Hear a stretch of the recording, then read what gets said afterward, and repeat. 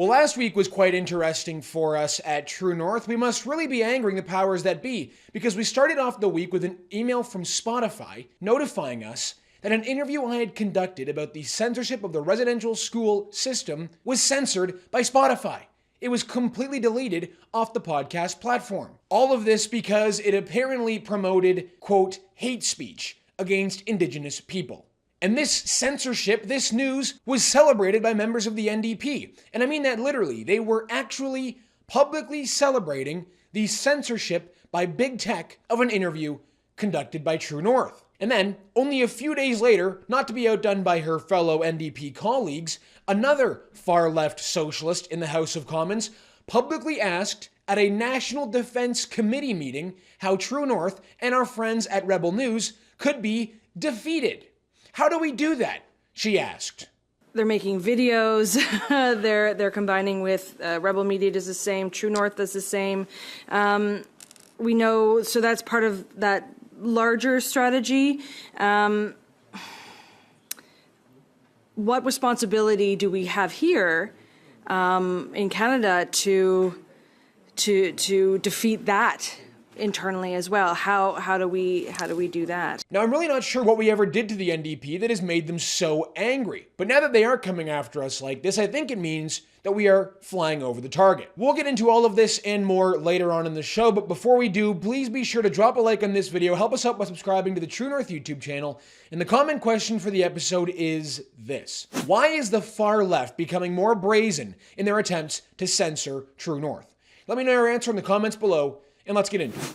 A few weeks ago, I conducted an interview with Rodney Clifton, a professor at the University of Manitoba and a senior fellow at the Frontier Centre for Public Policy. The subject of the interview was on the censorship of the residential school debate, more specifically about the calls to criminalize, to amend the criminal code to make it illegal to commit so-called residential school denialism. The interview at the time didn't receive much attention. It wasn't one of our most watched interviews. It kind of flew under the radar. But several weeks later, after some left-wing activists who pretend to be journalists picked up on this interview and made a big issue of this, we received an email from Spotify telling us that this interview was deleted from the platform because it promoted hate speech. The irony, of course, was lost on the left-wing activists who demanded this interview to be censored, despite the subject of the interview being this exact issue, right? That the entire interview was about how it will be illegal to talk about not only the fact that there have been no bodies, no remains found at the sites of former Indian residential schools, but also to repeat the claims of former students themselves that there were in fact good things that happened at these schools. My guest on the show, Rodney Clifton, is not just a professor and not just a senior fellow at a think tank. He worked at and lived at an Indian residential school in the 70s. He married his wife, who attended the residential school system. And so you could say that, unlike most of the people who talk about this issue today, Rodney Clifton actually knows what went on. He has his own eyewitness accounts of the Indian residential school system. And by presenting those accounts, by presenting his side of the story, it is now considered hate speech. In 2022, as you will remember, several First Nations across the country made claims that they had found remains of children buried in mass graves at the sites of former Indian residential schools. To date, not a single bone, not a single grave has been reported at these supposed mass graves. And furthermore, the First Nations who made those initial claims have since revised their wording to make it clear that they haven't found anything, that ground-penetrating radar has only found anomalies in the ground. However, despite the fact that no remains have yet to be found to back up the absurd claims of mass graves at Indian residential schools, last year, the federal government appointed independent special interlocutor on missing children and burial sites, Kimberly Murray, recommended to the federal government to criminalize residential school denialism. Urgent consideration should be given to legal mechanisms to address denialism, including the implementation of both civil and criminal sanctions. This would include making it illegal to say that residential schools didn't exist, which I don't think anybody actually claims, but it would also lump in with that statement that there were good things that happened at these schools and that there weren't any remains found in these supposed mass graves. So the federal government appointed representative on this issue proposed to make it illegal to say the truth, which is that there have been no remains found in the ground, and that there have been several accounts of former students at residential schools who have very positive things to say about the residential school system. This is not whitewashing the problems at these schools. This is not denying that nothing bad happened at these schools. Quite the opposite, actually. The residential school system is a scar on the history of Canada. The abuse that many students went through is abhorrent and terrible and cannot be justified in any way. But that does not mean that we can't say as well that there were good things that happened at these schools. It's not me saying that. I didn't go to those schools, obviously. It's the actual students themselves. So that was the subject of the interview, that it would be deeply dangerous for the federal government to criminalize the truth, and that interview has now been deleted on Spotify. It is, however, up in its entirety on X. It is still up on Rumble and YouTube. So in a way, all of this kind of promoted our interview, and now more people are going to see it and maybe have a different opinion on what's going on here. Some of these positive accounts come from one of Canada's most famous Indigenous people, Thompson Highway, the novelist, musician, and playwright. Thompson Highway famously said of his time at the residential school system that it was 9 of the happiest years of his life. As he says, there are many successful people today that went to those schools and have brilliant careers and are very functional people, very happy people like myself. I have a thriving international career, and it wouldn't have happened without that school. He's talking about the residential school system. And it wasn't just Thompson Highway who has said positive things about the Indian residential school system. Pointing out only one person's experience would be cherry picking.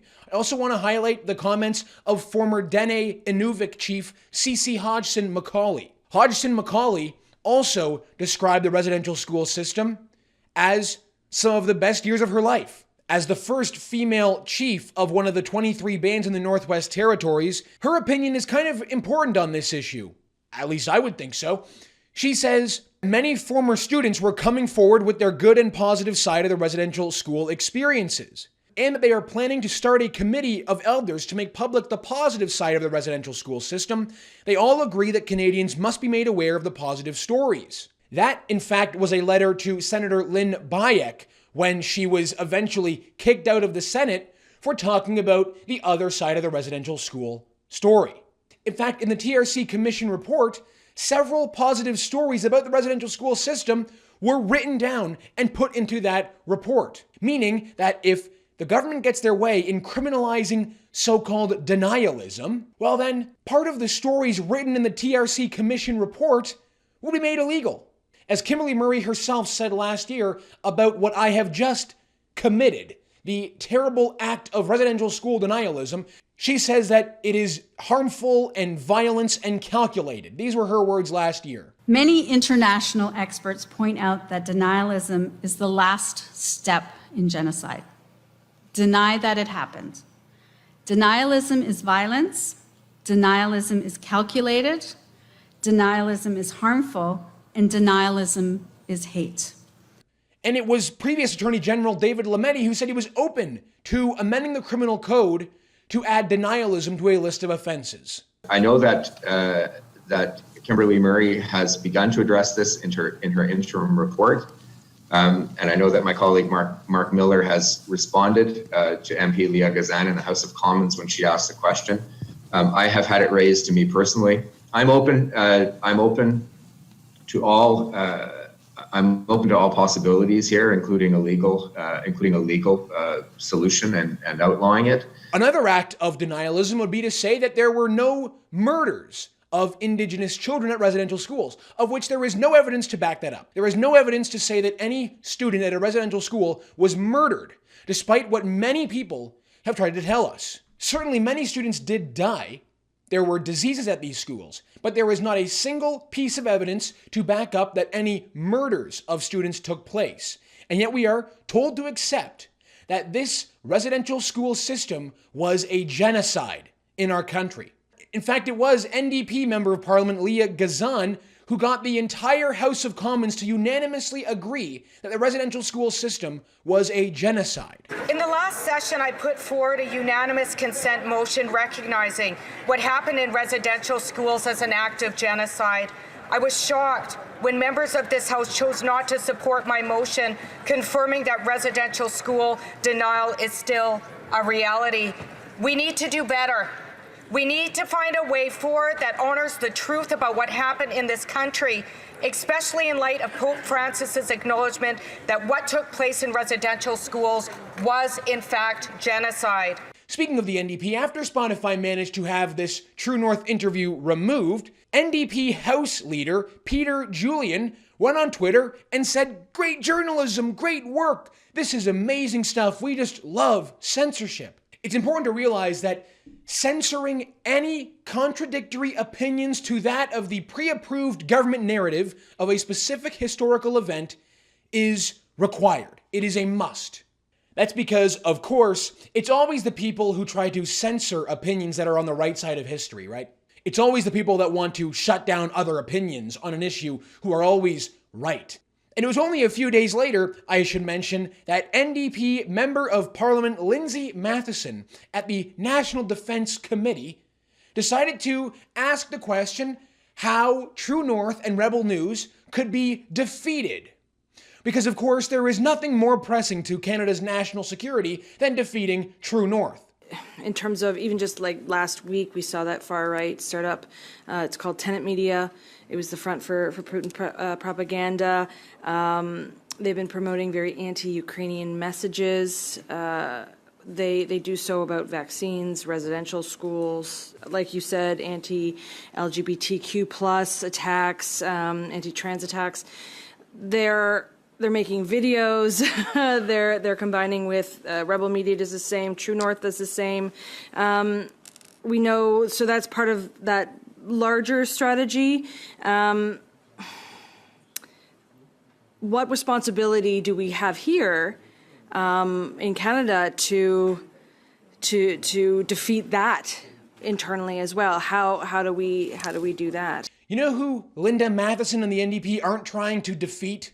Well, it's the news outlets that take money from the government. It's all the news outlets that tell you how far right you are and how dangerous you are, and tell you that you need to be silenced and condemned for your hate speech.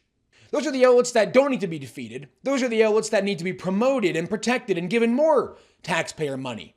Meanwhile, True North, Rebel, other alternative media that dare to speak out against these people, that call them out for their nonsense, that actually tell the other side of the story, like the residential school debate, that have the courage to talk about those issues, well, we are the ones that need to be censored. We are the ones that need to be defeated. Don't forget about Bill C-63, the federal government's proposed online harms bill that could put you in jail for life for posting hate propaganda. It could put you under house arrest. It could force you to wear a tracking device for your commentary on social media. It could force you to pay tens of thousands of dollars and having a criminal record for committing hate speech against a protected class, as determined by the Canadian Human Rights Tribunal. The censorship war is real. They are coming for independent news and they are coming for your free speech.